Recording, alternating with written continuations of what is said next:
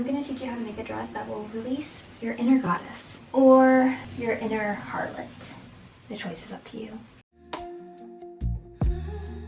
You can do this on your own body, you can do this on a mannequin. You're gonna find your selvage, making sure that is running vertically, and then you want to grab this and figure out how much of a drape you want. You're gonna have it come just a little bit before the end of your shoulders, and then when you find how much you want, you're gonna pin it, you're gonna mark it so that you know how wide your first piece is gonna be.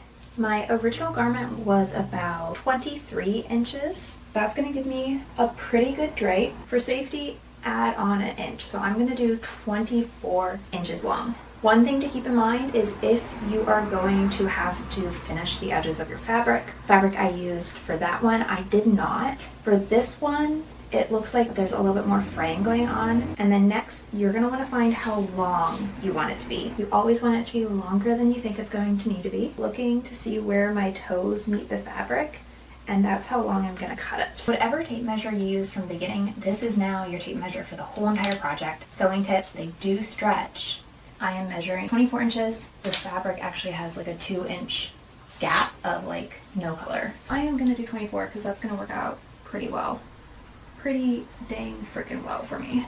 It does not have to be perfect. It's really forgiving. My height, going a little bit long, I was gonna do about 57 inches. I'm 5'5" for record. Dang, he's so crooked. We are not gonna talk about it. Even though I only need 24 inches, I'm actually gonna cut it all the way across at that 57 inches because the other half of the fabric is gonna be my waterfall cape. So just keep on cutting, depending on your measurements.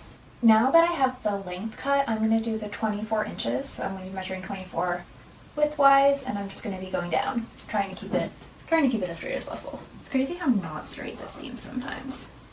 I am reminding you, because I need to remind myself, that this does not have to be perfect. Okay? You're just going for a rectangle. If it makes you feel better, look at how crooked that is. It'll be fine. I made it longer than it needed to be so I can make it straighter later. I'm now going to rely on my handy assistant, Matilda, to help me show you how we're getting this started. This is my front piece that I cut. Taking my lovely Matilda, I'm going to take my end and I'm just going to kind of pin it. Now you can start to see the drape that we are going for. I'm able to use exactly what was left over from my fabric. I'm going to say this is probably like 34 inches. To get that really low waterfall cape, you are going to want your back to be wider. Look at that! We're going to talk about doing the side pieces. So I folded my fabric in half. You can see there's a little bit of an overlap because again, this fabric has that little part that has no color.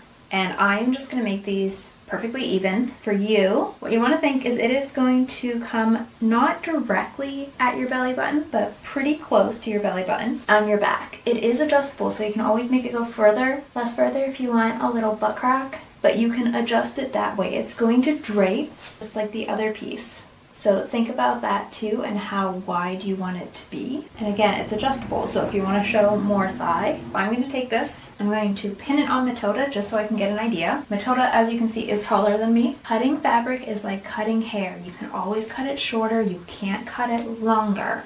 Gonna let it kind of drape down so that I can figure out the length I want. What I did was about 44 inches. I always like to test it on myself after testing it on Matilda. I can definitely see there's almost like 2 inches extra. So there's like 2 inches that are kind of dragging on the ground here. For me, I'm doing 44. I'm gonna lay down the floor, cut it just like I did these. My fabric is 58 inches wide. I'm just gonna half that. So 29 inches each, 44 by 29. So you could also do it like this. So now I have my 2 panels. These are just gonna be like, eventually we are going to gather this, sew on some bling.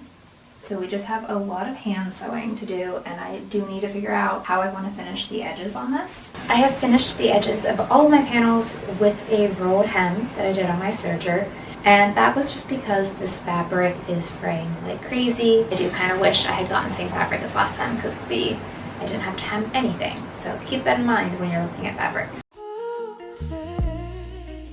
You are going to want 3 yards of heavy chain for safety. You're going to use the chain for your straps. Look on your own shoulders and kind of figure how much of a gap you want. For my last one, I just did 2 inches. Cut that chain, link, so that you have this. You're going to want a bunch of these jump rings. I recommend getting the jump rings that are the double. You have that so they're not gonna like pull apart. And I'm gonna attach them to the end of this. You could do this with pliers. I am being bad and using my nails.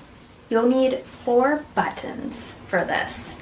I recommend getting buttons that have that little thing. That's gonna make it easy to attach here. That way I can just slide my jump ring right into it, like so. The button's what's going to keep them tethered between fabrics. I like these. They have goddess vibes. For the visual, you can see how these are laying right on the toe to the shoulder. You are going to sew the buttons to the fabric. I recommend you're gonna hand sew them using thread that matches your fabric. So this is my outer corner. I'm going to kind of do a little bit of a pleat just so that I can have this double up, and then I'll be sewing applique around here, and that's going to help keep the form and also allow a little bit more volume around the bosom. So I'm just getting this to lay how I want it first. Hopefully you can see that. It's about 1 inch. I did not measure, but I'm going to keep that in mind so that I can do it on the other side as well. I'm going to stitch the button on top, and that is going to hold it in place. Sewing the button on the back is going to be a lot easier. You're just going to sew it directly on that upper corner, no tucks required. Now these are sewn on, and I just have to do the other side. So rinse and repeat.